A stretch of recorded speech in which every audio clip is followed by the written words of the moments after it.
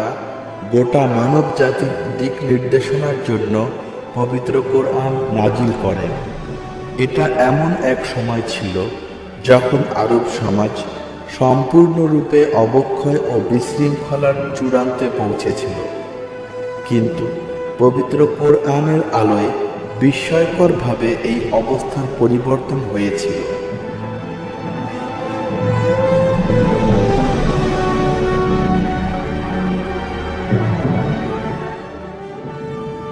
ইসলামের পূর্বে আরব ছিল একটি বর্বর সমাজ, যেখানকার অধিবাসীরা নিজ হাতে গড়া মূর্তির পূজা করত। তারা বিশ্বাস করত রক্তপাত ও যুদ্ধবিগ্রহ বীরত্বের কাজ।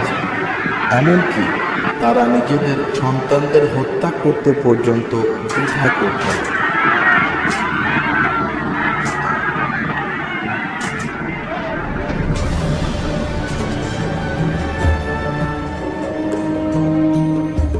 কিন্তু ইসলামের মাধ্যমে তারা শিখেছিল মানবতা, শ্রদ্ধা, ভালোবাসা, মমতা, ন্যায় বিচার ও সভ্যতা। শুধু আরবরাই নয়, বরং যে সমাজে ইসলাম গ্রহণ করেছিল তারা অন্ধকার যুগের অজ্ঞতা থেকে বেরিয়ে এসে কোরআনের স্বর্গীয় জ্ঞানের আলোয় আলোকিত হয়েছিল। আর এই জ্ঞানের মাধ্যমে কোরআন মানুষের মাঝে বৈজ্ঞানিক চিন্তার দরজা খুলে দিয়েছিল।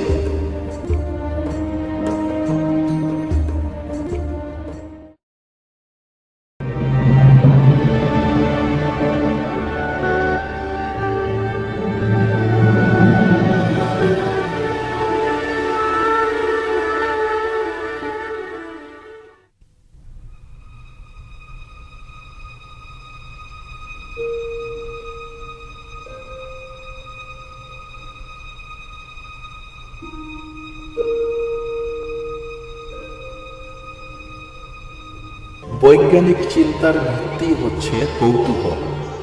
কারণ কিভাবে মহাবিশ্ব ও প্রকৃতি কাজ করে সে সম্পর্কে বহুকাল পূর্ব থেকেই মানুষের মধ্যে প্রবলভাবে কৌতূহল ছিল।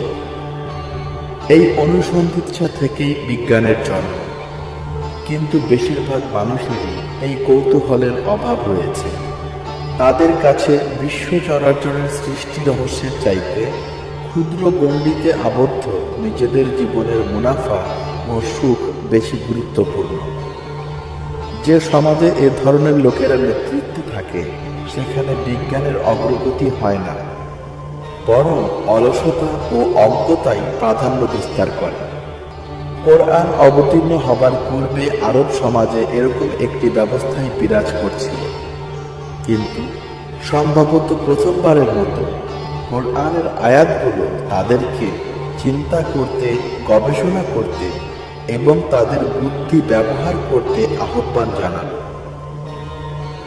পবিত্র কোরআনের প্রথম দিকে নাজিল হওয়া আয়াতগুলোর একটিতে আল্লাহ তাআলা মরুভূমির উটগুলোর প্রতি দৃষ্টি দিতে গুরুত্ব দিলেন, যে উট ছিল আরবদের প্রতিদিনকার জীবনের অংশবিশেষ। তবে কি তারা উটের দিকে লক্ষ্য করে না যে একে কিরূপে সৃষ্টি করা হয়েছে, আর আকাশের দিকে যে তাকে কেমন উঁচু করা হয়েছে, আর পর্বতমালার দিকে যে কিভাবে এদেরকে দাঁড় করানো হয়েছে, আর জমিন কিভাবে একে সম্প্রসারিত করা হয়েছে। সুতরাং আপনি উপদেশ দিতে থাকুন, কেননা আপনি তো কেবল উপদেষ্টা মাত্র।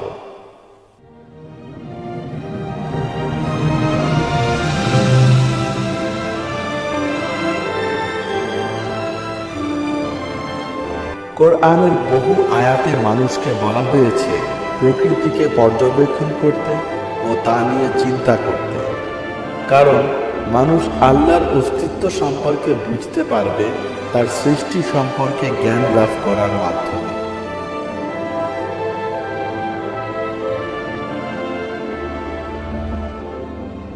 এই জন্য একটি আয়াতে মুসলিমদের সম্পর্কে বলা হয়েছে তারা এমন যারা আকাশ ও পৃথিবীর সৃষ্টি সম্পর্কে চিন্তা করে,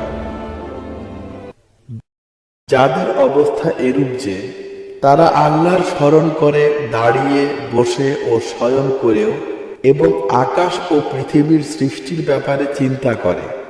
তারা বলে, হে আমাদের প্রভু, আপনি একে অনর্থক সৃষ্টি করেননি, আমরা আপনাকে পবিত্র মনে করি। সুতরাং আমাদেরকে দোজখের আগুন হতে রক্ষা করুন।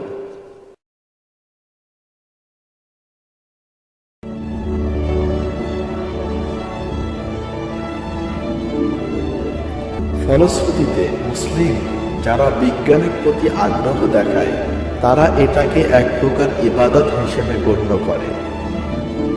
কোরআনের অনেক আয়াতে আল্লাহ তাআলা মুসলিমদের আকাশ, পৃথিবী, প্রাণীকুল এবং নিজেদের অস্তিত্ব সম্পর্কে চিন্তা করতে নির্দেশ দিয়েছেন।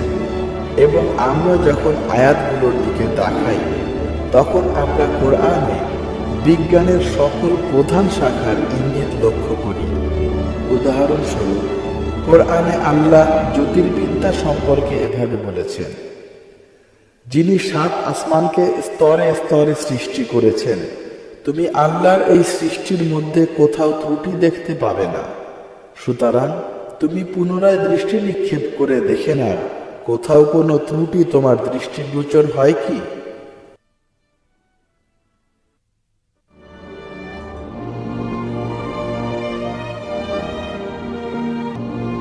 কোরআনের অপর একটি আয়াতে আল্লাহ মহাকাশবিদ্যা ও পৃথিবীর গঠন অর্থাৎ ভূতত্ত্ব বিজ্ঞান সম্পর্কে গবেষণা করতে বলেছেন।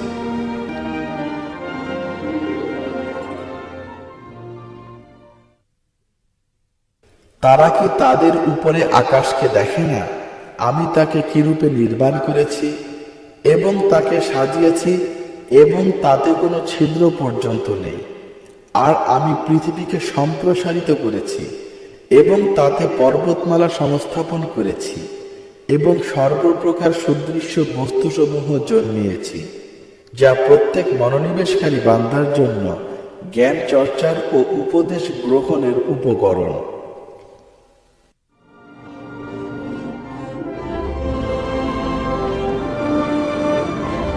পবিত্র কোরআনে আল্লাহ তাআলা উদ্ভিদবিদ্যা সম্পর্কে শিক্ষা গ্রহণে উৎসাহ দিয়েছেন।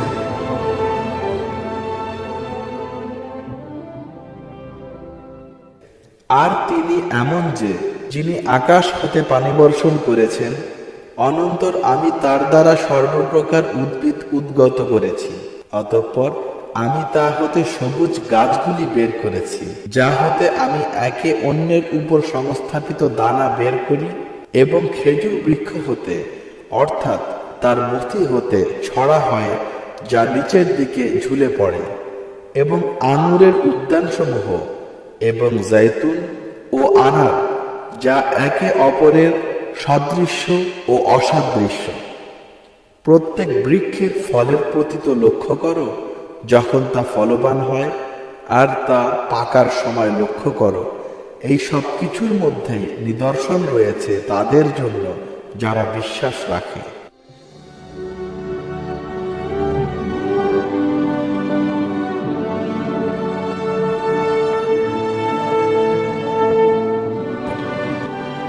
পবিত্র কোরআনের অন্য এক আয়াতে আল্লাহ তাআলা প্রাণবিদ্যার প্রতি মনোযোগ আকর্ষণ করেছেন। আর চতুষ্পদ জন্তুগুলির মধ্যেও তোমাদের জন্য শিক্ষাপ্রদ বিষয় রয়েছে।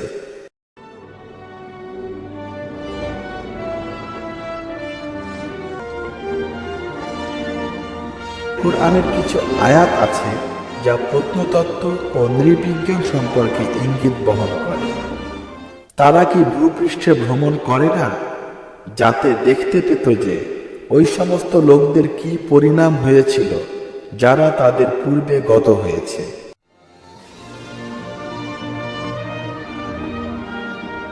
কোরআনের আরেকটি আয়াতে আল্লাহ মানুষের নিজ শরীর ও আত্মার দিকে মনোযোগ আকর্ষণ করে আল্লাহর অস্তিত্ব প্রমাণ করার কথা বলেছেন।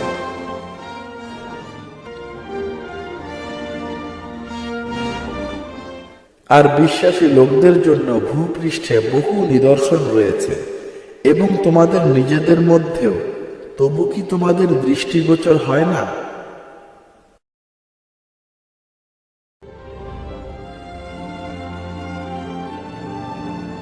আমরা দেখতে পাই আল্লাহ তাআলা পবিত্র কোরআনে বিজ্ঞানের প্রায় প্রতিটি শাখার ব্যাপারে দিক নির্দেশনা দিয়েছেন।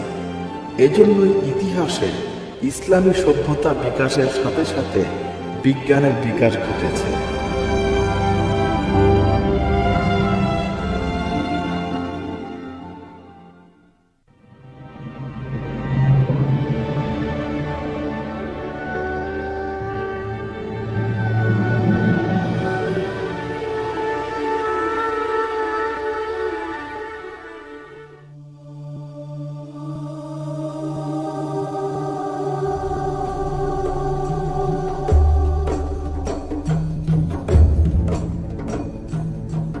যখন মহানবী হযরত মুহাম্মদ সাল্লাল্লাহু আলাইহি ওয়াসাল্লাম ইসলাম প্রচার করতে শুরু করেছিলেন, তখন আরবরা ছিল কুসংস্কারাচ্ছন্ন, অশিক্ষিত ও বিভিন্ন গোত্রে বিভক্ত এক বর্বর জাতি। কিন্তু কোরআনের আলোয় আলোকিত হবার মাধ্যমে তারা কুসংস্কারের অন্ধকার পথ ছেড়ে সত্যের পথে চলতে শুরু করল। ফলশ্রুতিতে পৃথিবীর ইতিহাসে সর্বাপেক্ষা বিস্ময়কর উন্নতি সাধিত হয়েছিল। মাত্র কয়েক দশকের মধ্যেই ইসলাম একটি ছোট আরব শহর মদিনা থেকে বিস্তৃত হয়েছিল পশ্চিম আফ্রিকা থেকে মধ্য এশিয়া পর্যন্ত। যে আরব জাতি পূর্বে ক্ষুদ্র একটি সমাজ ঠিকমতো পরিচালনা করতে পারত না, তারা গোটা বিশ্বের বৃহত্তম সাম্রাজ্য সুষ্ঠুভাবে পরিচালনা করেছিল। ইসলাম বিষয়ক মার্কিন গবেষক প্রফেসর জন এসপাজিটো এই বিস্ময়কর ঘটনাটিকে তার ইসলাম দ্য স্ট্রেইট পাথ শীর্ষক বইতে ব্যাখ্যা করেছেন এভাবে: প্রথম যুগের ইসলাম প্রসারের ক্ষেত্রে যেটি সবচেয়ে অভিভূত করে তা হচ্ছে এর অসম্ভব দ্রুত বিস্তার ও সাফল্য। পশ্চিমা পণ্ডিতরা এতে যারপরনাই বিস্মিত হয়েছেন। মাত্র এক দশকে আরবরা বাইজেন্টাইন ও পারস্য সেনাবাহিনীকে পরাজিত করেছিল এবং ইরাক, প্যালেস্টাইন, সিরিয়া ও মিশর জয় করেছিল। মুসলিমরা ধ্বংসকারী নয়, বরং পরিচিত ছিল বিজয়ী, ন্যায়পরায়ণ শাসক ও নির্মাণকারী হিসেবে।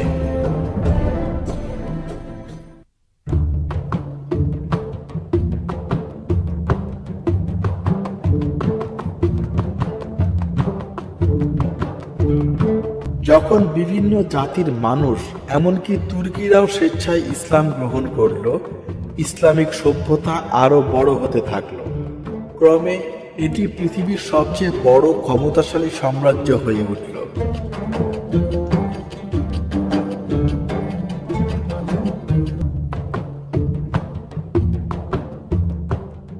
এই সভ্যতার খুবই গুরুত্বপূর্ণ একটা দিক হচ্ছে বিজ্ঞানের বিস্ময়কর প্রসার, যা ইতিপূর্বে আর কোনো সভ্যতায় হয়নি।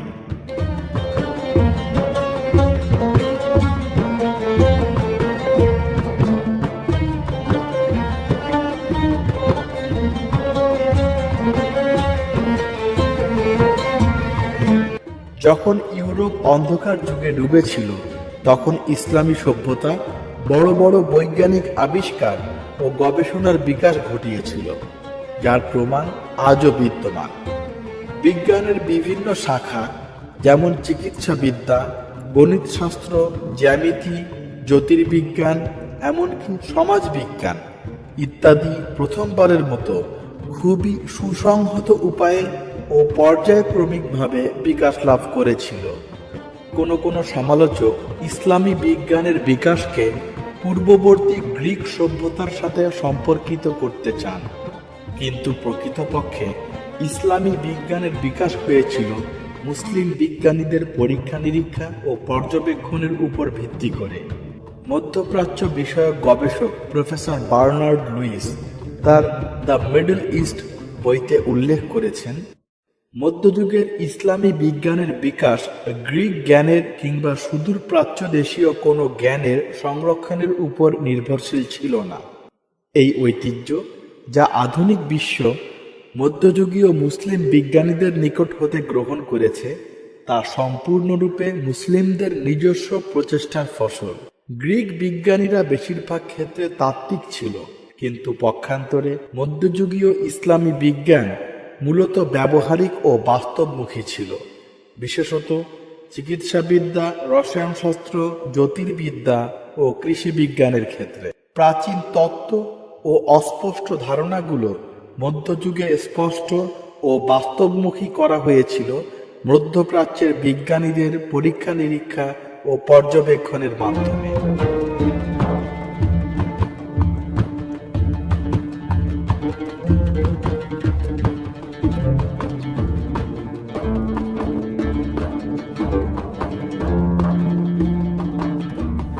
এর রহস্য নিহিত ছিল বৈজ্ঞানিক ও মানসিক শৃঙ্খলায়, যা পবিত্র কোরআন মুসলিম বিজ্ঞানীদের শিক্ষা দিয়েছিল। তৎকালীন জনৈক মুসলিম বিজ্ঞানীর ব্যক্তিগত ডায়েরির লেখা থেকে বোঝা যায় কোরআন তাদের সামগ্রিক জীবনে কত গভীর প্রভাব বিস্তার করে রেখেছিল। অতঃপর আমি 1.5 বছর জ্ঞান সাধনায় লিপ্ত থাকলাম। আমি পুনরায় যুক্তিবিজ্ঞান ও দর্শনের কিছু শাখা নিয়ে পড়তে শুরু করলাম। এই পুরো সময়টাই আমি সারা রাত নির্ঘুম কাটিয়েছি এবং সারাদিন জ্ঞান চর্চা ব্যতীত আর কিছুই করতাম না। যখনই আমি কোনো সমস্যায় বিচলিত হয়ে যেতাম, আমি মসজিদে চলে যেতাম এবং আল্লাহর কাছে প্রার্থনা করতাম তিনি যেন আমার সম্মুখে আমার অজানা বিষয়কে উন্মোচিত করে দেন এবং আমার জন্য যা কষ্টসাধ্য তা যেন সহজ করে দেন। এবং রাতে ঘরে ফিরে আমি একটি কুপি জ্বালিয়ে লেখাপড়ার কাজে বসে যেতাম এবং আমি এমনটি করে যেতে থাকলাম যতদিন পর্যন্ত না বিজ্ঞানের সকল বিষয় আয়ত্ত করতে পারলাম এবং এই বিষয়ে মানবিকভাবে সম্ভব এমন দক্ষতা অর্জন করলাম। আন্দালুসিয়া, যেখানে বেশিরভাগ বড় বড় বিজ্ঞানীরা জন্মেছিলেন, সেটি আবিষ্কার ও গবেষণার প্রাণকেন্দ্রে পরিণত হয়েছিল। বিশেষত এখানে চিকিৎসকগণ চিকিৎসা বিজ্ঞানের বিভিন্ন শাখা, যেমন ঔষধ বিজ্ঞান, চক্ষু বিজ্ঞান, স্ত্রীরোগবিদ্যা, শরীরবিদ্যা, জীবাণুবিজ্ঞান, স্বাস্থ্য বিজ্ঞান ইত্যাদি বিষয়ে প্রশিক্ষণ গ্রহণ করতেন। পরবর্তী সময়ে আধুনিক বিজ্ঞানের ভিত্তি নির্মিত হয়েছিল এখান থেকেই। এখানকার কিছু বিখ্যাত বিশেষজ্ঞের নাম হল ইবনে জুলজুল ভেষজবিদ্যা, আবু জাফর ইবনে আল জাজ্জার মেডিসিন বা চিকিৎসা বিজ্ঞান, আব্দুল লতিফ আল বাগদাদি অ্যানাটমি বা অঙ্গসংস্থান বিদ্যা, ইবনে সিনা অঙ্গসংস্থান বিদ্যা, জাকারিয়া কাজভিনি হৃদরোগ ও মস্তিষ্ক, হামদুল্লাহ আল মুস্তাওফি আল কাজভিনি অঙ্গসংস্থান বিদ্যা, ইবনুল নাফিস অঙ্গসংস্থান বিদ্যা, আলী ইবনে ইসা চক্ষু বিশেষজ্ঞ, আল বিরুনি জ্যোতির্বিজ্ঞান, আলী খুসরু জ্যোতির্বিদ্যা, সাবিত বিন কুররা গণিত শাস্ত্র, আল বাত্তানি গণিত, ইবনে আল হাইসাম অপটিক্স বা আলোক বিজ্ঞান, আল কিন পদার্থবিদ্যা।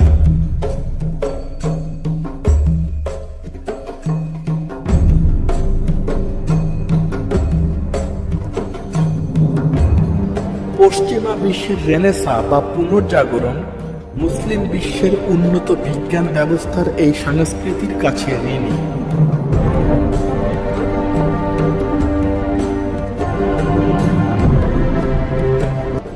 মুসলিম বিজ্ঞানীরা বিশ্বাস করতেন আল্লাহর সৃষ্টি জগৎ সম্পর্কে জানার মাধ্যমেই তারা উন্নতি লাভ করতে সক্ষম হবেন।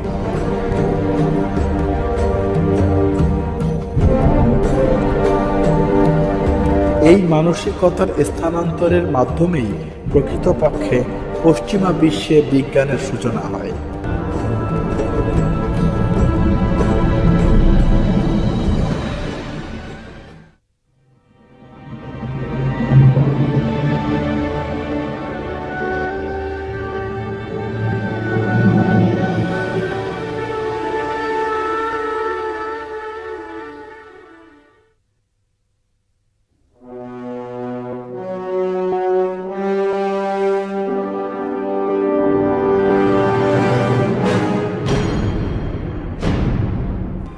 মধ্যযুগের ইউরোপ ক্যাথলিক চার্চের গোড়া শাসন ব্যবস্থার দ্বারা শাসিত হতো।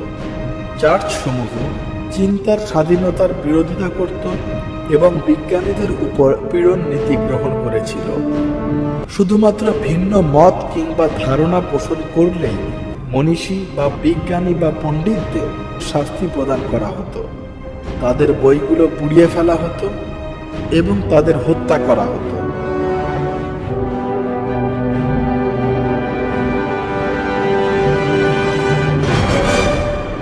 প্রায় সব ইতিহাসের বইতে মধ্যযুগে গবেষকদের উপর অত্যাচার ও দমনের কাহিনীর বর্ণনা পাওয়া যায়, কিন্তু অনেকেই এর সত্যটি বিকৃতভাবে উপস্থাপন করেন। তারা বলেন তখন ধর্মের বিরোধিতাকারী বিজ্ঞানীরাই শুধুমাত্র চার্চের সাথে দ্বন্দ্বে লিপ্ত হতো। প্রকৃত সত্য ছিল সম্পূর্ণ এর বিপরীত। যে সকল বিজ্ঞানী চার্চের গোঁড়ামির বিরোধিতা করত তারা ধর্মে বিশ্বাসী ছিল। তারা ধর্মবিরোধী ছিল না, বরং চার্চের যুক্তিহীন গোঁড়ামির বিরোধী ছিল মাত্র। উদাহরণস্বরূপ বিখ্যাত জ্যোতির্বিজ্ঞানী গ্যালিলিওর কথা বলা যায়। পৃথিবী সূর্যের চারিদিকে ঘোরে এই কথা বলার অপরাধে যখন চার্চ তাকে শাস্তি দিতে চাইল, তখন তিনি বলেছিলেন, আমি মহান স্রষ্টাকে অসংখ্য ধন্যবাদ জানাই তার অসীম দয়ার জন্য, যিনি আমাকে সুযোগ করে দিয়েছেন শত শত বছর ধরে লুকায়িত অপার সৌন্দর্য পর্যবেক্ষণের জন্য। আধুনিক বিজ্ঞানের জনক অন্যান্য বিজ্ঞানীরাও ধার্মিক ছিলেন। কেপলারকে বলা হয় আধুনিক জ্যোতির্বিজ্ঞানের জনক। যখন তাকে জিজ্ঞাসা করা হয়েছিল কেন তিনি বিজ্ঞানের সাথে নিজেকে জড়ালেন, তখন তিনি তার উত্তরে বলেছিলেন, আমার ইচ্ছা ছিল একজন ধর্মতত্ত্ববিদ হব, কিন্তু আমি এখন আমার ঐকান্তিক প্রচেষ্টার ফলে দেখছি জ্যোতির্বিজ্ঞানের মাঝেও রয়েছে ঈশ্বরের অস্তিত্বের মহিমা, কারণ মহাকাশ ঈশ্বরের মহিমা ঘোষণা করে।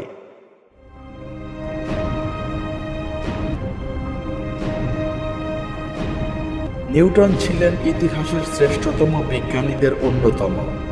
তিনি বিজ্ঞানে তার সাধনার মূলমন্ত্র ব্যাখ্যা করতে গিয়ে বলেন, তিনি অনন্ত ও অসীম, সর্বশক্তিমান ও সর্বজ্ঞ।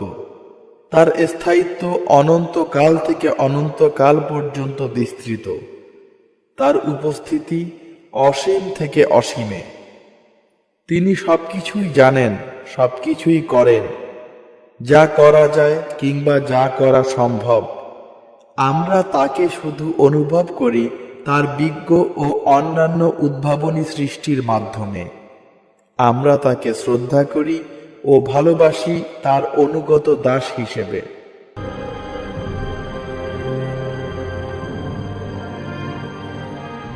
আধুনিক গণিতের জনক প্যাসকেল বলেন, বিশ্বাসের মাধ্যমে আমরা তার অস্তিত্বের কথা জানি এবং তার মহিমার মাধ্যমে আমরা তার স্বরূপ বুঝতে পারব। জন হেলমন্ট আধুনিক রসায়নের শীর্ষস্থানীয় চরিত্র এবং থার্মোমিটারের আবিষ্কারক, যিনি ঘোষণা করেন বিজ্ঞান হচ্ছে বিশ্বাসের অংশ।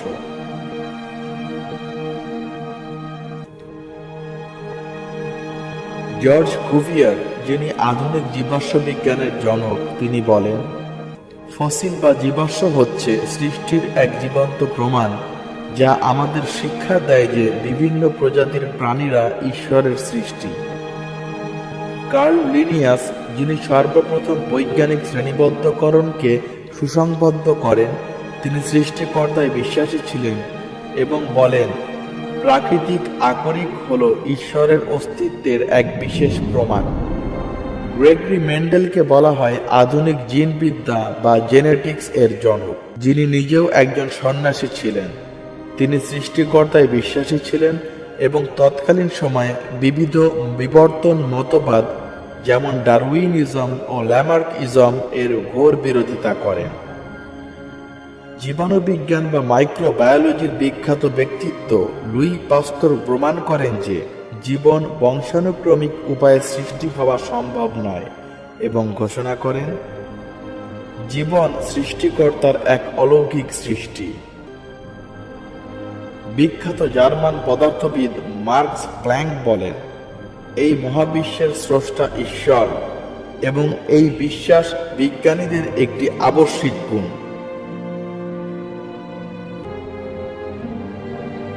আলবার্ট আইনস্টাইন, যিনি বিংশ শতাব্দীর সর্বাধিক গুরুত্বপূর্ণ বিজ্ঞানী, তিনি বলেন, ঈশ্বর ছাড়া বিজ্ঞানের অস্তিত্ব নেই এবং ধর্ম ছাড়া বিজ্ঞান পঙ্গু। বিজ্ঞানের ইতিহাসে এরূপ আরো অনেক বিখ্যাত বিজ্ঞানী রয়েছেন যারা ব্যক্তিগত জীবনে ধার্মিক ও স্রষ্টার অস্তিত্বে বিশ্বাসী ছিলেন।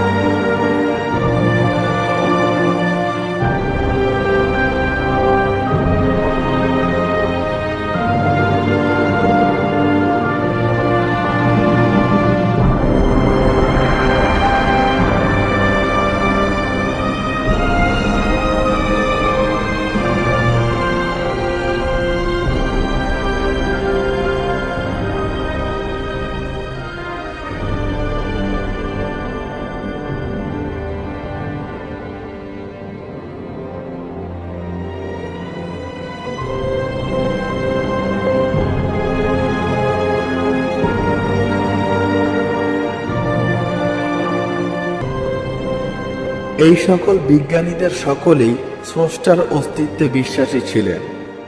স্রষ্টার সৃষ্ট এই বিশ্ব ব্রহ্মাণ্ডের নানাবিধ রহস্য আবিষ্কারের উদ্দেশ্যে তারা বিজ্ঞান চর্চা করতেন। আল্লাহ তাআলা পবিত্র কোরআনে বলেন, তারা আকাশ ও পৃথিবীর সৃষ্টি সম্পর্কে চিন্তা করে এবং আল্লাহর সৃষ্টি সম্পর্কে জানতে পরিভ্রমণ করে। এই সচেতনতার ফলশ্রুতিতেই বিজ্ঞানের বিকাশ ও উন্নতি হয়েছে।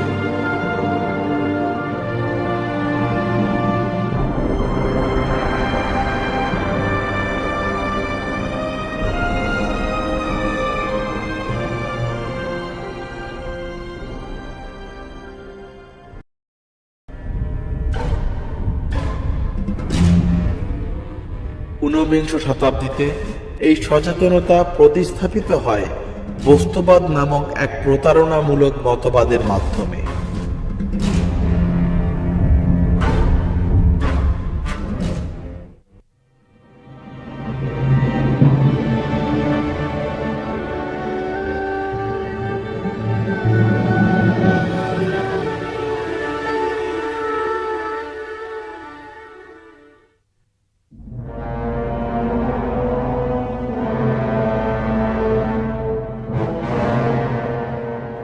ঊনবিংশ শতাব্দী হচ্ছে মানব ইতিহাসের জঘন্যতম মিথ্যাচারের সময়।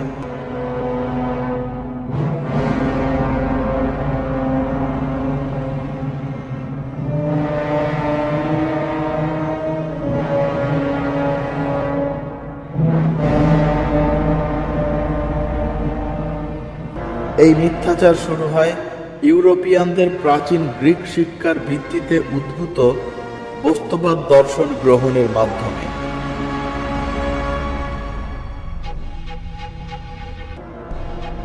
এই সময়কার সর্বনিকৃষ্ট মিথ্যা হচ্ছে চার্লস ডারউইনের বিবর্তনবাদ।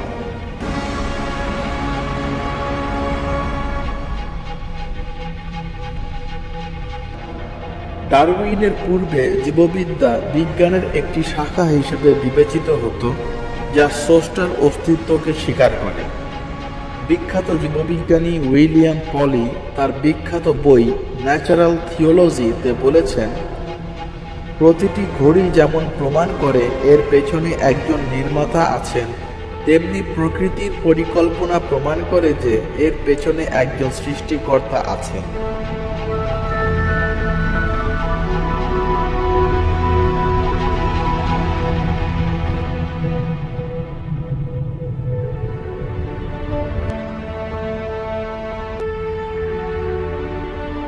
যদিও ডারউইন তার বিবর্তনবাদ মতবাদের মাধ্যমে এই সত্যকে অস্বীকার করেন।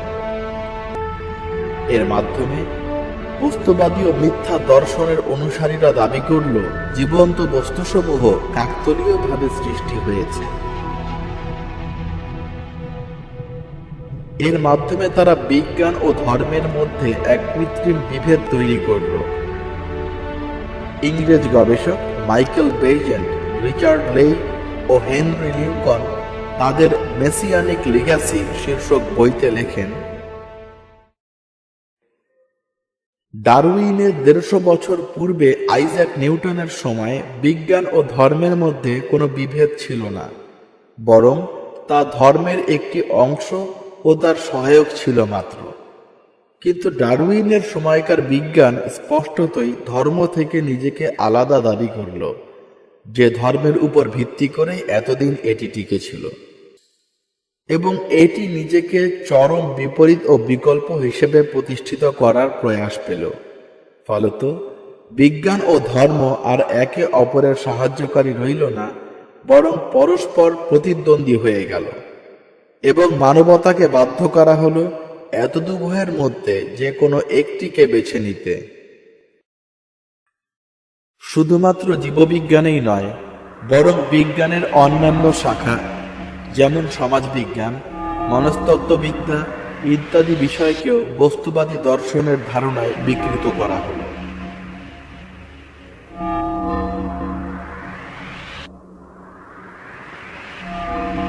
জ্যোতির্বিজ্ঞানকে প্রাচীন গ্রিক বস্তুবাদী অন্ধ দর্শনের ধারণায় বিকৃতভাবে পরিচালিত করা হলো।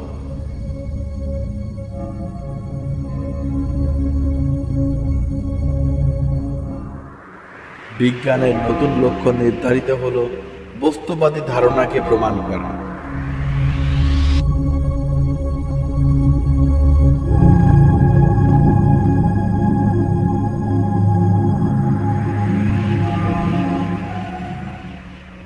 এই সকল মিথ্যা ধারণা পরবর্তী ১৫০ বছরে বিজ্ঞানকে এক অন্ধ গলির দিকে নিয়ে গেল।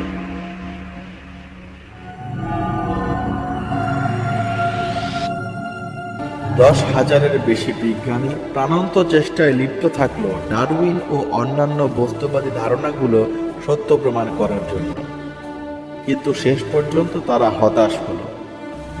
অনুসন্ধান ও গবেষণায় প্রাপ্ত বৈজ্ঞানিক সাক্ষ্য প্রমাণগুলোর মাধ্যমে তাদের উদ্দেশ্যমূলক উপসংহারের ঠিক বিপরীত সত্য প্রমাণিত হলো, এবং তা হচ্ছে বিজ্ঞান সৃষ্টিকর্তার সৃষ্টির সত্যতা প্রমাণ করে। বর্তমানে লক্ষ লক্ষ বিজ্ঞানী এই সত্য উপলব্ধি করে বিমোহিত হয়েছেন। যখন প্রকৃতিকে গভীরভাবে পরীক্ষা করা হয়, তখন এ সত্যে উপনীত হতে হয় যে এটি একটি নিখুঁত ও সূক্ষ্ম পরিকল্পনার ফসল। এই সত্য বস্তুবাদী ধারণার ভিত্তি সমূলে উপড়ে ফেলেছে। উদাহরণস্বরূপ, ডিএনএর বিস্ময়কর গঠন বৈচিত্র্য বিজ্ঞানীদের নিকট প্রমাণ করেছে যে এটি হঠাৎ কোনো দুর্ঘটনার ফসল নয়।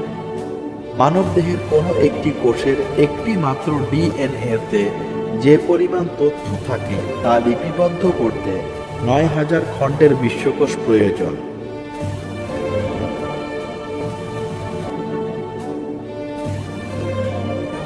মানবদেহের জিন নিয়ে গবেষণাধর্মী প্রতিষ্ঠান সেলেরার বিজ্ঞানী জিন মাইন্স বলেন, আমাকে যা অভিভূত করে তা হচ্ছে জীবনের স্থাপত্য। ব্যবস্থাটি ভীষণ রকম জটিল।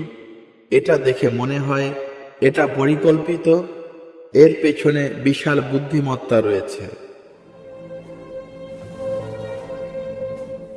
গোটা বৈজ্ঞানিক বিশ্ব এরূপ বিস্ময় প্রকাশ করে থাকেন। বিজ্ঞানীরা বিস্ময়ের সাথে প্রত্যক্ষ করেছেন বস্তুবাদী দর্শন ও বিবর্তনবাদের অসারতা, যা তারা প্রথমে সত্য বলে ধারণা করেছিলেন। তাদের মাঝে কেউ কেউ প্রকাশ্যে এই ঘোষণা দিচ্ছে, যেমন আমেরিকার প্রাণ রসায়ন বিভাগের অধ্যাপক জে বেহে তার ডারউইনস ব্ল্যাক বক্স গ্রন্থে বৈজ্ঞানিক বিশ্বের বাস্তবতাকে এভাবে ব্যাখ্যা করেছেন: গত 4 যুগ যাবৎ আধুনিক প্রাণ রসায়ন বা বায়োকেমিস্ট্রি কোষের রহস্য উন্মোচন করেছে। এর অগ্রগতি ছিল খুবই কষ্টসাধ্য। 10,000-এরও বেশি লোক তাদের জীবনের শ্রেষ্ঠ সময় উৎসর্গ করেছেন পরীক্ষাগারের একঘেয়ে গবেষণা কাজে।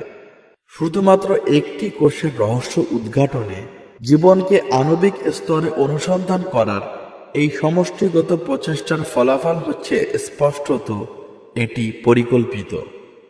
এই ফলাফল এত স্পষ্ট ও গুরুত্বপূর্ণ যে একে বিজ্ঞানের ইতিহাসের বৃহত্তম আবিষ্কার বলা যায়। কিন্তু এই সাফল্যে কোনো বোতলের ছিপি খোলা হয়নি কিংবা কোনো হাততালিও বাজেনি। কেন বৈজ্ঞানিক সমাজ এর চমকপ্রদ আবিষ্কারকে আলিঙ্গন করছে না? দ্বন্দ্বটি হচ্ছে, এই ইস্যুটির একটি অংশের পরিচয় যদি হয় বুদ্ধিবৃত্তিক পরিকল্পনা, তবে অপর পাশের পরিচয়টি হচ্ছে সৃষ্টিকর্তা।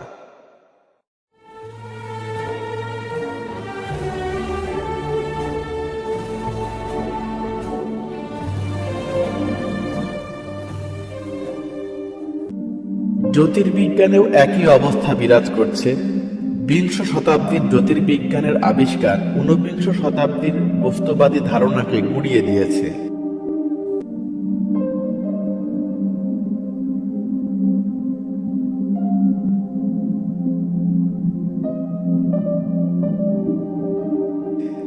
প্রথমে বিগ ব্যাং তত্ত্বের মাধ্যমে প্রমাণিত হয় বিশ্ব ব্রহ্মাণ্ডের একটি সূচনা আছে একটি সৃষ্টির মুহূর্ত।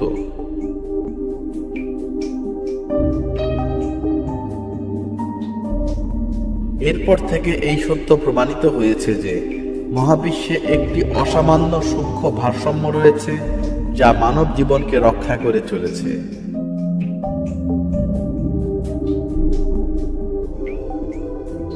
এ কারণে পদার্থবিজ্ঞান ও জ্যোতির্বিজ্ঞানের জগতে নাস্তিকতার দ্রুত পতন ঘটেছে। মার্কিন পদার্থবিদ রবার্ট ব্রিটাস ঠাট্টার ছলে বলেন, যদি আমাদের বিতর্কের জন্য একজন নাস্তিক প্রয়োজন হয় তবে আমি দর্শন বিভাগে যাব, পদার্থবিদ্যা বিভাগ খুব একটা কাজে আসবে না।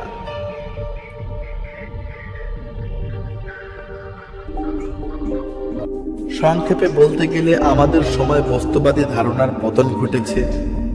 বিজ্ঞান পুনরায় খুবই গুরুত্বপূর্ণ তথ্য আবিষ্কার করছে যেগুলো বস্তুবাদী দর্শন প্রত্যাখ্যান করেছিল, এবং এভাবে বিজ্ঞানের নতুন একটি ধারণার জন্ম হয়েছে।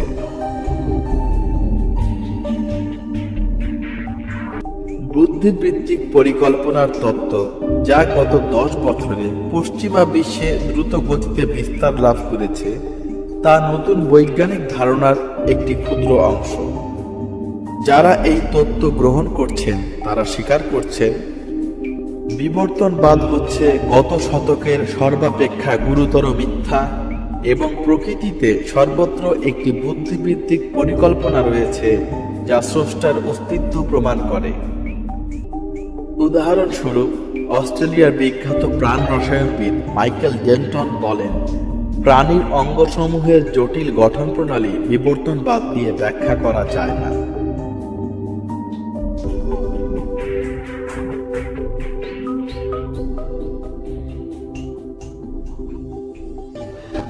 এটি একটি খুবই গভীর প্রশ্ন যেটি সবাই এড়িয়ে যায় কিংবা গোপন করতে চেষ্টা করে, কিন্তু সত্য হচ্ছে প্রকৃতির বেশিরভাগ জটিল অভিযোজন প্রক্রিয়াকে কতগুলো ধারাবাহিক মধ্যবর্তী পরিবর্তনের মাধ্যমে যথাযথভাবে ব্যাখ্যা করা যায় না। এটাকে অনেকেই সাধারণ বলে মনে করলেও আমার দৃষ্টিতে এটি একটি মৌলিক সমস্যা। এরকম এত বেশি সমস্যা রয়েছে যে আমি বলবো নিশ্চিতভাবে এই তত্ত্বটিতে ভুল রয়েছে। সাধারণ জ্ঞান থেকেই বলা যায় এতে প্রচুর ভুল রয়েছে। There's something wrong with the theory. Common sense tells me there must be something wrong. বিখ্যাত জার্মান জীববিজ্ঞানী ওয়ার্নার গিট ব্যাখ্যা করেন কিভাবে প্রাণীদেহের জেনেটিক তথ্যাবলীর সমষ্টি স্রষ্টার অস্তিত্ব প্রমাণ করে। নতুন তথ্যাবলী এলোমেলোভাবে আসার ধারণাটি অসম্ভব। আমরা যদি একটি কম্পিউটার প্রোগ্রামের কথা চিন্তা করি তবে বুঝি এর একজন প্রোগ্রামার প্রয়োজন। আমরা যদি একটি গাড়ি দেখি তবে বুঝি এর পিছনে একজন পরিকল্পনাকারী রয়েছেন। আমরা যদি এসব জৈবিক তথ্যাবলী দেখি তবে আমি বলবো নিঃসন্দেহে এর পেছনে একজন সৃষ্টিকর্তা রয়েছেন। তিনি একটি বুদ্ধিবৃত্তিক সৃষ্টির মাধ্যমে এমন একটি ব্যবস্থা তৈরি করেছেন যার মাধ্যমে প্রয়োজনীয় প্রোটিন তৈরি হয়, অঙ্গ প্রত্যঙ্গ তৈরি হয়। কাজেই আমরা বলতে পারি বিবর্তন একটি অসম্ভব প্রক্রিয়া। So we can say evolution is an impossible process. জনৈক মার্কিন জীববিজ্ঞানী ব্যাখ্যা করেন কেন সৃষ্টিতত্ত্ব একটি বৈজ্ঞানিক সত্য। I think the conclusion of design is a scientific one, an empirical one, based completely আমি বলবো পরিকল্পিত সৃষ্টি একটি বৈজ্ঞানিক তথ্য, পর্যবেক্ষণের মাধ্যমে যার সত্যতা অনুধাবন করা যায়। মহাবিশ্ব এবং প্রাণ সৃষ্টির পিছনে সুনিশ্চিত উদ্দেশ্য রয়েছে। এটি বুদ্ধিবৃত্তিক কাজের ফসল। আমি এ ব্যাপারে উল্লেখ করতে চাই যে এই ধারণাটি এসেছে আধুনিক বিজ্ঞান থেকেই। এটি এমন নয় যে আমরা এটি জানি না, বরং এটি আমরা জেনেছি বিগত অর্ধ শতাব্দীর গবেষণার মাধ্যমে। মার্কিন বিজ্ঞানী ফিলিপ জনসন বিষয়টিকে সংক্ষেপে এভাবে বলেন, আমরা এখানে এসেছি একজন বুদ্ধিমান সৃষ্টিকর্তার ফসল হিসেবে, যিনি সুনির্দিষ্ট উদ্দেশ্য নিয়েই আমাদের সৃষ্টি করেছেন।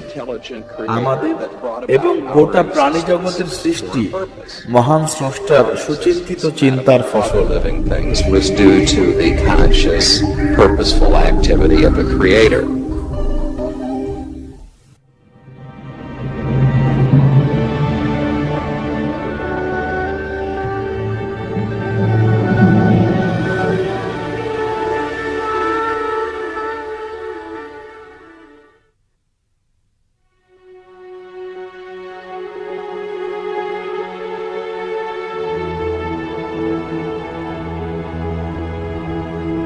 মহান স্রষ্টা আল্লাহ তাআলা এই বিশ্ব ব্রহ্মাণ্ড সৃষ্টি করেছেন। সমগ্র সৃষ্টি জগৎ মানবজাতির নিকট স্রষ্টার অস্তিত্বের কথা প্রকাশ করে।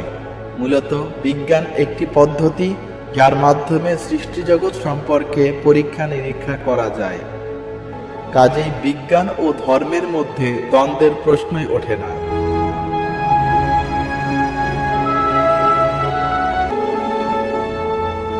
ইসলাম তথা পবিত্র কোরআন ও হাদিসের গ্রন্থসমূহে বিজ্ঞান চর্চাকে উৎসাহিত করা হয়েছে। ইসলামের ইতিহাসে বিজ্ঞানের প্রভূত উন্নতি এর যথার্থতা প্রমাণ করে।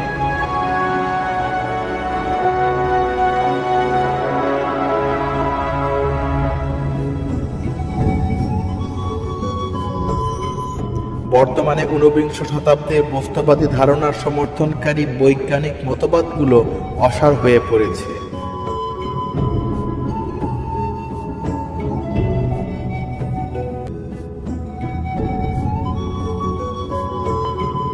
সমগ্র মানব সভ্যতা খুব শীঘ্রই বুঝতে পারবে যে আল্লাহ তাআলাই সমগ্র বিশ্ব ব্রহ্মাণ্ড ও প্রাণী জগৎ সৃষ্টি করেছেন। বিজ্ঞানই সৃষ্টিতত্ত্বকে প্রমাণ করে এবং পবিত্র কোরআন যা ১৫০০ বছর পূর্বে এই সত্য বয়ে এনেছিল তা মানুষকে বিজ্ঞানের পথে পরিচালিত করে।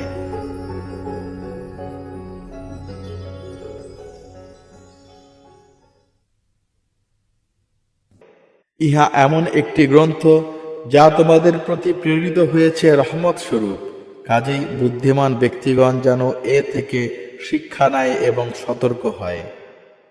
আর এও বলুন যে এই ধর্মই আমার পথ যা সরল, অতএব এই পথের অনুসরণ করো এবং অন্য কোনো পথের অনুসরণ করো না, কেননা ওইসব পথ তোমাদের আল্লাহর পথ হতে বিচ্ছিন্ন করে ফেলবে। এইসব বিষয়ে আল্লাহ তোমাদের তেমনটি আদেশ করেছেন যেন আশা করা যায় যে তোমরা তোমাদের কর্তব্য পালন করবে।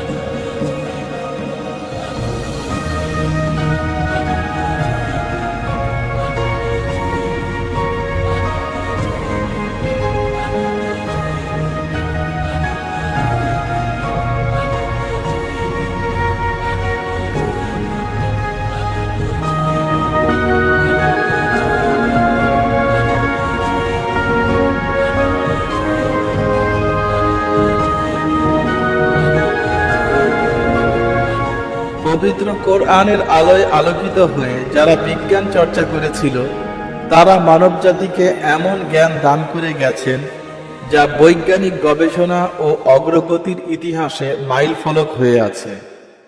কোরআন সর্বদাই মুসলিমদের জন্য শিক্ষার এক অনন্য উৎস ছিল। শুরু থেকেই পবিত্র কোরআন মানুষের মাঝে শিক্ষার ধারণাটার প্রতিষ্ঠা করেছে। কোরআনের ভাষাটা হচ্ছে ধ্রুপদী আরবি। প্রায় 1400 বছর পূর্বে রাসূলুল্লাহ হযরত মুহাম্মদ সাল্লাল্লাহু আলাইহি ওয়াসাল্লামের উপর সর্বপ্রথম যে আয়াত নাজিল হয়েছিল তা হচ্ছে, পড়ুন আপনার প্রভুর নামে যিনি সৃষ্টি করেছেন, তিনি মানুষকে সৃষ্টি করেছেন জমাট বাঁধা রক্ত থেকে। পড়ুন আপনার প্রভুর নামে যিনি সর্বোত্তম সম্মানের অধিকারী, তিনি মানুষকে শিক্ষা দিয়েছেন কলমের মাধ্যমে যা সে জানত না। পবিত্র কোরআন মানুষকে স্রষ্টার নিদর্শন সম্পর্কে চিন্তা করতে বলে, তার চারপাশের জগৎকে জানার মাধ্যমে তার স্রষ্টা সম্পর্কে বোঝার প্রয়োজনীয়তা ব্যক্ত করে। আমি অচিরেই তাদেরকে আমার নিদর্শন সমূহ তাদের আশেপাশেও দেখিয়ে দেব এবং তাদের নিজেদের মধ্যেও, এমনকি তাদের নিকট সুস্পষ্ট হয়ে যাবে যে এই কোরআন সত্য। আপনার প্রভুর এই বাণী কি যথেষ্ট নয় যে তিনি প্রত্যেক বিষয়ে সাক্ষী রয়েছেন? মানবজাতিকে সামাজিক ও আত্মিক দিক নির্দেশনা দেওয়ার পাশাপাশি মানবজাতির ইতিহাসে প্রকৃতি ও মহাবিশ্বের বিভিন্ন ঘটনা কোরআনের আয়াতগুলোর সত্যতার সাক্ষ্য দেয়। নারী পুরুষ নির্বিশেষে গোটা মানবজাতিকে তাদের দৃষ্টি, মনন ও মেধা ব্যবহার করে কোরআনের সত্যতা সম্পর্কে চিন্তা ভাবনা করার আহ্বান জানানো হয়েছে। এমনকি ক্ষেত্র বিশেষে চ্যালেঞ্জ পর্যন্ত করা হয়েছে। তবে কি তারা কোরআনকে অনুধাবন করে না? এটি যদি আল্লাহ ব্যতীত অন্য কারো হতো তবে তারা তাতে অনেক অসঙ্গতি পেত। তারা কি তাদের ঊর্ধ্বস্থিত আকাশের দিকে তাকিয়ে দেখে না আমি কিভাবে তা নির্মাণ করেছি এবং তাকে সুশোভিত করেছি এবং তাতে কোনো ফাটল নেই?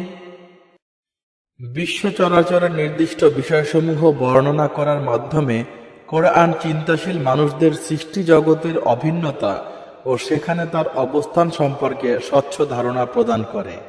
কোরআনে স্রষ্টার প্রকৃত উদ্দেশ্য বোঝার জন্য জ্ঞানার্জন ও বিভিন্ন নিদর্শন নিয়ে চিন্তা ভাবনা করার গুরুত্ব আরোপ করা হয়েছে। সঙ্গত কারণেই ইসলামের স্বর্ণযুগে জ্ঞানার্জন হয়ে উঠেছিল মুসলিমদের জীবনের অন্যতম প্রধান লক্ষ্য। মহানবী হযরত মুহাম্মদ সাল্লাল্লাহু আলাইহি ওয়াসাল্লাম তার অনুসারীদের জ্ঞানার্জনের চেষ্টায় লিপ্ত থাকার ব্যাপারে উৎসাহিত করেছেন। তিনি বলেন, জ্ঞানার্জন প্রত্যেক মুসলিম নরনারীর উপর অত্যাবশ্যক।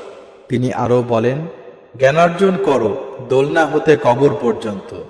সপ্তম শতাব্দীতে নবীজি সাল্লাল্লাহু আলাইহি ওয়াসাল্লামের মৃত্যুর পর ইসলাম গোটা বিশ্বে বিস্তৃত হয়েছিল। 150 বছরের মধ্যে ইসলাম আরব হতে বিস্তৃত হয়ে উত্তর আফ্রিকা, মধ্য ও দক্ষিণ পূর্ব এশিয়া এবং ইউরোপ পর্যন্ত ছড়িয়ে পড়েছিল।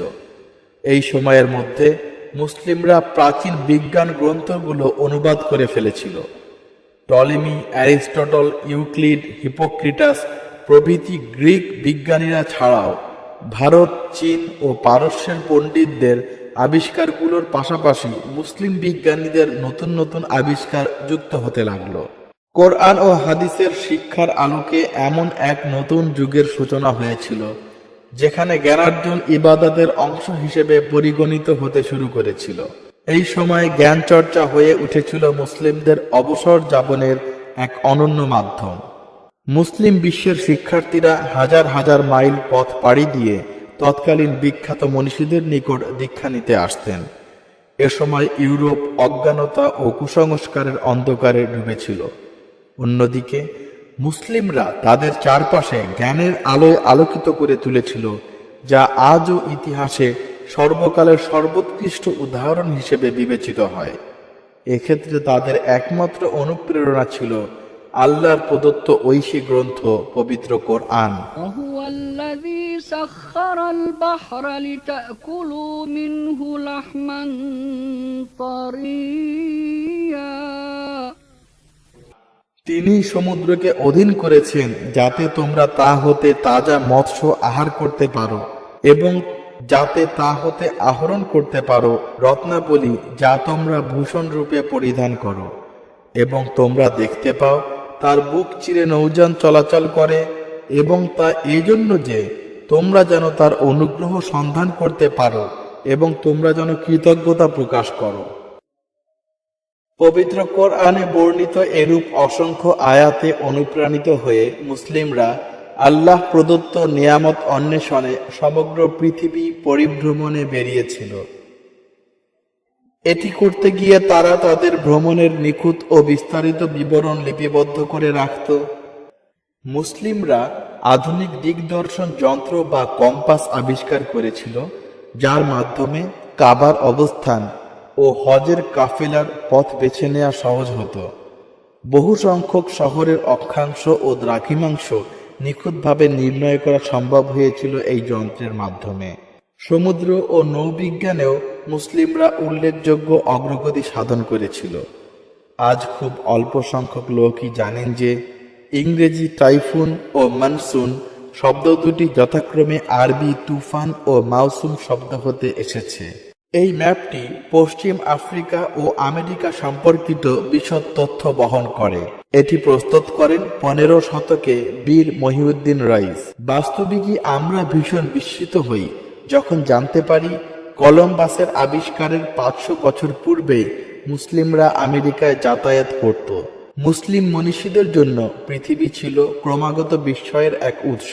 পৃথিবীর আকার গোল, এই সত্যটি ইউরোপ গ্রহণ করার বহু পূর্বেই তারা আবিষ্কার করেছিলেন। বস্তুত 830 বছর পূর্বেই মুসলিমরা সর্বপ্রথম আমাদের গ্রহের গ্লোব বা ভূগোলক প্রতিমূর্তি তৈরি করেছিলেন। প্রায় 1000 বছর পূর্বেই বিখ্যাত মুসলিম বিজ্ঞানী আল বিরুনি গণিতের সাহায্যে পৃথিবীর পরিধি পরিমাপ করেছিলেন।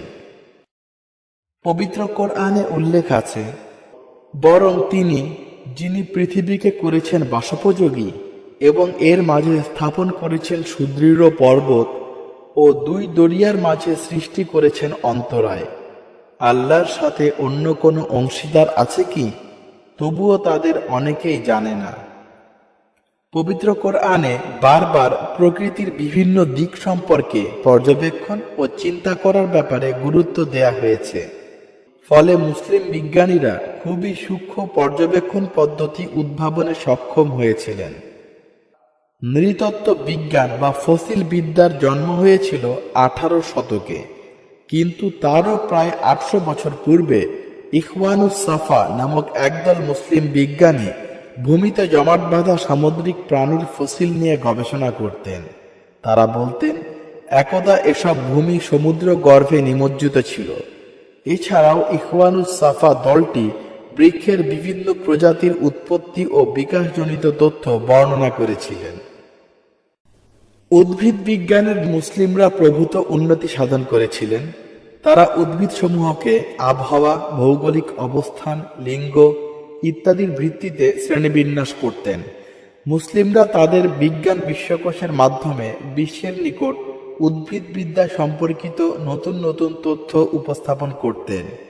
পশ্চিমাদের নিকট কমলা, আঙুর, লেবু, চাল ও চিনি ইত্যাদি নানাবিধ ফল ও শস্য পরিচিত করে তুলতে তারা মুখ্য ভূমিকা পালন করেছিলেন। এবং বিজ্ঞানের অন্যান্য শাখার মতো এক্ষেত্রেও মুসলিমদের অবদানের পেছনে ছিল পবিত্র কোরআনের শিক্ষা। وفي الأرض قطع متجاورات وجنات من أعناب وزرع ونخيل। পৃথিবীতে রয়েছে পরস্পর সংলগ্ন ভূখণ্ড, তাতে আছে দ্রাক্ষা কানন, শস্যক্ষেত্র, এক বা একাধিক শিরবিশিষ্ট খেজুর বৃক্ষ যারা একই পানি দ্বারা সিঞ্চিত, এবং ফল হিসেবে তাদের কতককে কতকের উপর আমি শ্রেষ্ঠত্ব দিয়ে থাকি।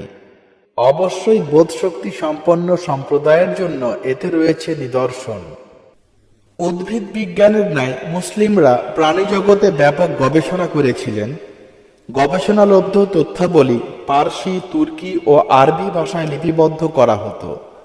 নানা কারণে বিভিন্ন প্রজাতির প্রাণী সম্পর্কে গবেষণা করা হতো। এ ধরনের জ্ঞান চর্চার উদ্দেশ্য ছিল কখনো বা চিকিৎসা বিজ্ঞান, বংশবিস্তার কিংবা আবিষ্কার। 11 শতকের বিখ্যাত মুসলিম গবেষক আবু আলী ইবনে সিনা প্রাণীর মনস্তত্ত্ব নিয়ে গবেষণা করেছিলেন সেই সময়ে যখন ইউরোপের লোকেরা মনে করত মৃত গবাদি পশুর উদর হতে মৌমাছির জন্ম হয়। পবিত্র কোরআনে আল্লাহ তাআলা বলেন, وَإِنَّ لَكُمْ فِي الْأَنْعَامِ لَعِبْرَةً নিশ্চয়ই গবাদি পশুর মধ্যে তোমাদের জন্য শিক্ষা রয়েছে। তাদের উদরস্থ গোবর ও রক্তের মধ্য হতে তোমাদের পান করাই বিশুদ্ধ দুগ্ধ, যা পানকারীদের জন্য সুস্বাদু। কোরআন প্রতিনিয়তই মানুষকে তার নিজের দেহের প্রতি লক্ষ্য করতে বলে। এটি মানুষকে তার স্বীয় দেহের অবচিতির কথা স্মরণ করিয়ে দেয়, যা আল্লাহর সৃষ্ট নিয়ম মেনে চলে। মানুষের গর্ভধারণ, প্রজনন, জন্ম, বিকাশ, পরিণত হওয়া এবং পরিশেষে মৃত্যু, এই সবই পরিষ্কারভাবে আল্লাহর সৃষ্টির কথা ব্যক্ত করে।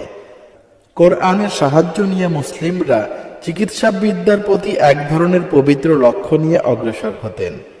প্রকৃতির ন্যায় দেহেরও দুটি সুস্পষ্ট গুণাবলী রয়েছে। এটি একই সাথে সমষ্টিক ও ভারসাম্যপূর্ণ। মুসলিম চিকিৎসকেরা রোগীর দেহ পরিপূর্ণভাবে পরীক্ষা করে তার স্বাভাবিক সঙ্গতিপূর্ণ অবস্থা জানতে চেষ্টা করতেন। রোগীর দৈহিক ও মানসিক অবস্থা পরীক্ষা করে দেখতেন এবং তারপর তার আত্মিক স্বাস্থ্যের উন্নতির প্রতি মনোযোগী হতেন। সাধারণত মুসলিম চিকিৎসকগণ প্রতিকারের চাইতে প্রতিরোধের ব্যাপারে বেশি গুরুত্ব দিতেন। সর্বপ্রথম তারাই সুস্বাস্থ্যের জন্য পরিমিত খাদ্যাভ্যাস, নিয়মিত শরীরচর্চা ও পরিষ্কার পরিচ্ছন্নতার উপর জোর দেন। সার্বজনীন স্বাস্থ্যসেবা সে সময়কার যে কোনো ভালো মুসলিম সরকারের একটি সাধারণ বৈশিষ্ট্য ছিল। 10ম শতাব্দীতে প্রত্যন্ত অঞ্চলে ও কারাগারগুলোতে স্বাস্থ্যসেবা প্রদানের জন্য পরিপূর্ণ সরঞ্জাম সহ ভ্রাম্যমাণ হাসপাতাল স্থাপন করা হয়েছিল। চিকিৎসকদের কাজের জন্য লাইসেন্সধারী হতে হতো। হাসপাতালগুলোর সাথে সংযুক্ত শিক্ষালয় ছিল, যেখানে চিকিৎসকেরা শিক্ষার্থীদের শিক্ষা দান করতেন। চিকিৎসা শাস্ত্রে মুসলিমদের বহু অবদানের মধ্যে আধুনিক হাসপাতাল ও ফার্মেসি অন্যতম। এখানে আরেকটি উল্লেখযোগ্য অবদান হচ্ছে স্টিম বাথ বা বাষ্প স্নান। এটি তুরস্কের ইস্তাম্বুলের একটি গণ বাষ্প স্নানাগার, যেটি সে যুগে মুসলমানরা প্রতিষ্ঠা করেছিল। মুসলিম চিকিৎসকগণ সর্বপ্রথম সার্জারি বা অস্ত্রোপচারে অ্যানেস্থেসিয়া বা চেতনানাশক ব্যবহার করেন। অণুবীক্ষণ যন্ত্র আবিষ্কারের বহু পূর্বেই তারা মানবদেহের সূক্ষ্ম জালিকাসমূহ সম্পর্কে অবগত হন। মুসলিমগণ সর্বপ্রথম পালমোনারি সঞ্চালন বর্ণনা করেন। তারাই প্রথম আবিষ্কার করেন বিষণ্ণতা আলসার অর্থাৎ অন্ত্রে ক্ষত সৃষ্টি করতে পারে। মুসলিম চিকিৎসকেরা অর্থোপেডিক বা অস্থিবিদ্যাকে চিকিৎসা বিজ্ঞানের একটি আলাদা শাখা হিসেবে প্রতিষ্ঠিত করেন। তারা চিকিৎসায় সঙ্গীতের ব্যবহারে অগ্রণী ভূমিকা রেখেছিলেন। এ ব্যাপারে সবচেয়ে উল্লেখযোগ্য অবদান রাখেন আবু আলী ইবনে সিনা, যিনি চিকিৎসা শাস্ত্রের ইতিহাসের সবচাইতে প্রভাবশালী গ্রন্থটি রচনা করেছিলেন। এর নাম ছিল কানুন ফিত তিব বা চিকিৎসা বিজ্ঞানের রীতি। এই বইটি ল্যাটিন ভাষায় অনুবাদ হয় 12 শতকে। এটি 500 বছরেরও বেশি সময় ধরে ইউরোপের চিকিৎসা বিজ্ঞানে সর্বপ্রধান পাঠ্য বই হিসেবে পরিগণিত হতো।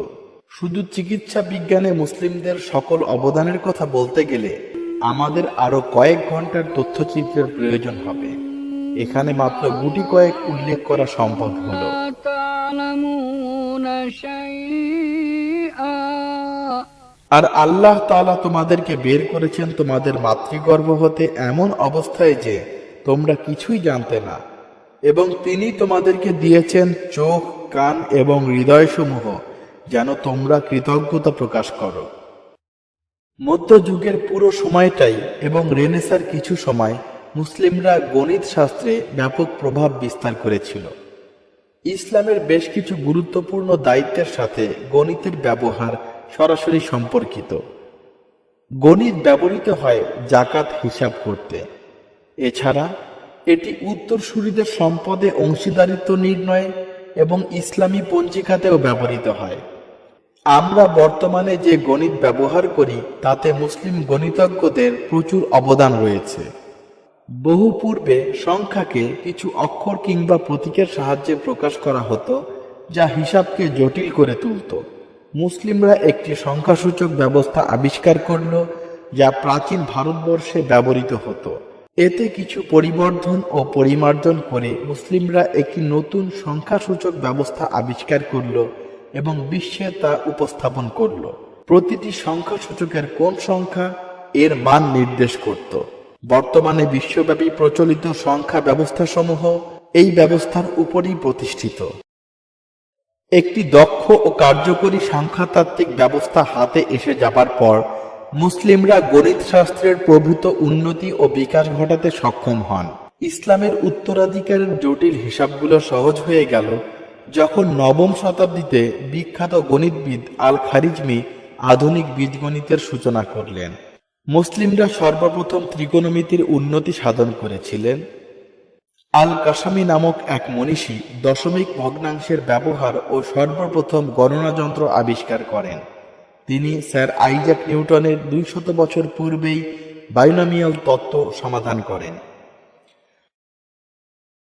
মুসলিম ইতিহাসে 34 জনের বেশি বিখ্যাত পণ্ডিত 500 বছরের বেশি সময় ধরে গণিত শাস্ত্রের বিকাশ ও উন্নতি সাধন করেন। আলকেমি বা আলকিমিয়া হল রসায়ন শাস্ত্রের পূর্বপুরুষ, যা মুসলিমদের দ্বারাই বিকশিত হয়েছিল। বলা বাহুল্য, ইংরেজি কেমিস্ট্রি শব্দটি এই আলকেমি বা কিমিয়া হতে এসেছে। এই শাস্ত্রের ভিত্তি স্থাপন করেন বিখ্যাত মুসলিম রসায়নবিদ আল রাজি, যিনি সনাতন ধারণা থেকে বের হয়ে এসে রসায়ন শাস্ত্রকে জৈব ও অজৈব এই দুই ভাগে ভাগ করেছিলেন। তিনি পাতন বা ডিস্টিলেশন, পরিস্রবণ বা ইনফিল্ট্রেশন, ভস্মীকরণ বা ক্যালসিনেশন ইত্যাদি নানাবিধ গুরুত্বপূর্ণ রাসায়নিক পদ্ধতি আবিষ্কার করেন। মুসলিম বিজ্ঞানীরাই আবিষ্কার করেন potassium, nitric acid, alcohol, sulphuric acid এবং অন্যান্য গুরুত্বপূর্ণ রাসায়নিক পদার্থ। মুসলিম বিজ্ঞানীদের আবিষ্কৃত রসায়ন শাস্ত্রের বহু উপকরণ আজও পরীক্ষাগারে ব্যবহৃত হতে দেখা যায়। السماوات بغير عمد ترونها আল্লাহ এমন যে তিনি আসমানসমূহকে খুঁটি ব্যতীত ঊর্ধ্বস্থিত করেছেন, যেমন তোমরা তাদেরকে দেখছ। অতঃপর আরশের উপর অধিষ্ঠিত হলেন এবং সূর্য ও চন্দ্রকে কার্যে রত করলেন। প্রত্যেকে এক নির্দিষ্ট সময় পর্যন্ত চলতে থাকে। তিনি সকল কাজের পরিচালনা করেন, প্রমাণসমূহ বিশদভাবে বর্ণনা করেন, যাতে তোমরা নিজেদের প্রতিপালকের নিকট উপস্থিত হওয়া বিশ্বাস করো। বহুকাল পূর্ব হতেই মুসলিমরা জ্যোতির্বিজ্ঞানে তাদের অবদানের জন্য বিখ্যাত। জ্যোতির্বিজ্ঞানে ব্যবহৃত বিভিন্ন শব্দ যেমন জেনিত, এজিমাত ইত্যাদি আরবি ভাষা হতে এসেছে। জ্যোতির্বিজ্ঞানে মুসলিমদের অবদান এতই ব্যাপক ছিল যে প্রায় 2000 বছর ধরে তাদের গবেষণাপত্রসমূহ পশ্চিমা বিজ্ঞানীরা কোনরূপ পরিবর্তন করেননি। মুসলিম বিজ্ঞানীরাই সর্পিল গতির তত্ত্ব বা স্পাইরাল মোশন থিওরেম উদ্ভাবন ও বিকাশ করেন। তারা একটি গ্রহ উপগ্রহের সৌর মডেল তৈরি করেন, যা পরবর্তীতে কোপার্নিকাস ও গ্যালিলিওকে প্রভাবিত করেছিল। আধুনিক পর্যবেক্ষণ কেন্দ্রগুলি এ সত্যকে সমর্থন করে যে এদের উৎপত্তির মূলেও রয়েছে মুসলিম অবদান। তৎকালীন মুসলিম বিশ্বে এ জাতীয় অনেক পর্যবেক্ষণ কেন্দ্র লক্ষ্য করা যায়। মুসলিমরা অনেক নক্ষত্র ও মহাজাগতিক কণা আবিষ্কার করেছিলেন। তারা মহাকাশ সংক্রান্ত বহু আধুনিক যন্ত্রপাতি আবিষ্কার করেছিলেন। এর একটি উৎকৃষ্ট প্রমাণ হচ্ছে অ্যাস্ট্রোল্যাব। অ্যাস্ট্রোল্যাবকে এক ধরনের বহুমুখী অ্যানালগ কম্পিউটারের সাথে তুলনা করা যায়। এর সাহায্যে মুসলিমরা তারকারাজির অক্ষাংশ নির্ণয় করত, সময় নির্ধারণ করত, পাহাড়ের উচ্চতা এবং কূপের গভীরতা পরিমাপ করত। বিজ্ঞানের প্রতিটি বিশেষায়িত শাখা কোরআনের বাণী দ্বারা প্রভাবিত হয়েছিল। যদিও কোরআন কোনো বিজ্ঞানের বই নয়, কিন্তু এটি শিক্ষা ও জ্ঞান চর্চার গতিপথ বদলে দিয়েছিল এবং এর সাথে বদলে দিয়েছিল